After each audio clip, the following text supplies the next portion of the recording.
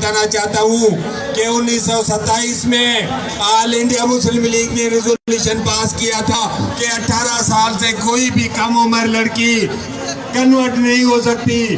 یہ ہم نے نہیں کیا تھا, یہ ریزولوشن آل انڈیا مسلم لیگ نے کیا تھا, یہ ریزولوشن قائد اعظم محمد علی جناح نے کیا تھا, یہ ریزولوشن پاکستان کے تمام مسلم لیگی عہدیداروں نے کیا تھا.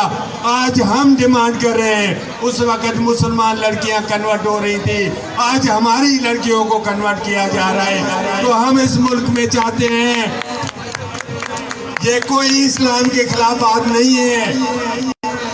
اسلام میں لکھا ہوا ہے کوئی بھی ولی کے مرضی کے بغیر لڑکی شادی نہیں کر سکتی. تو ہمیں یہ حق کیوں نہیں جاتا تھا؟ اسلام میں لکھا ہوا ہے کہ پہلے مرد سے جب شادی کی ہوئی ہے تو جب عورت اسے طلاق نہیں لیتی تو دوسری شادی نہیں کر سکتی. تو ہماری غیر مسلم لڑکی شادی شدہ عورت کو کیوں اٹھایا جاتا ہے؟ اس کو کیوں یہ تحفظ نہیں دیا جاتا ہے؟ سندھ میں پورے پاکستان میں چائلڈ میرج لا موجود ہے. 18 سال سے کم عمر اگر مسلمان لڑکی نکلتی ہے تو اس کو واپس اس کے باپ کو دیا جاتا ہے, لیکن ہندو اور کرسچن کو واپس کیوں نہیں دیا جاتا؟ یہ شرم کی بات ہے, یہ باعث ہے. یہ عدالت بھی ہمارے ساتھ باعث ہوتی ہے.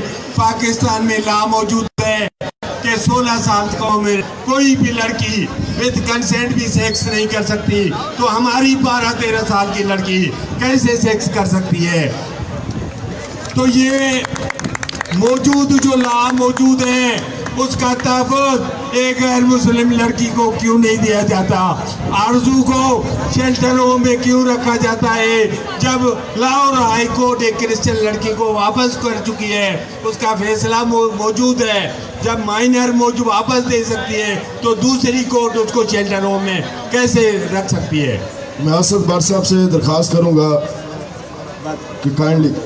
میں آپ لوگوں کا شکریہ ادا کرتا ہوں کہ مجھے یہاں بات کرنے کا موقع دیا, اور میں آپ کو یہ بتانا چاہتا ہوں میں منارٹی کمیشن میں ہوں, میں پی ٹی آئی میں ہوں, کہیں بھی رہوں, یہ ہم اپنا حق لیں گے, کیونکہ ہم جو سیاست کرتے ہیں وہ اپنے حقوق کے لیے کرتے ہیں, کسی کی خوشامد کے لیے نہیں کرتے ہیں. تو ہمیں بھی برابری چاہیے اس پاکستان میں, ہمیں بھی تحفظ چاہیے. ہماری بچیوں کو جبری مذہبی تبدیلی جو کیا جا رہا ہے, اور یہ بل ہم منظور کروا کے رہیں گے. Thank you.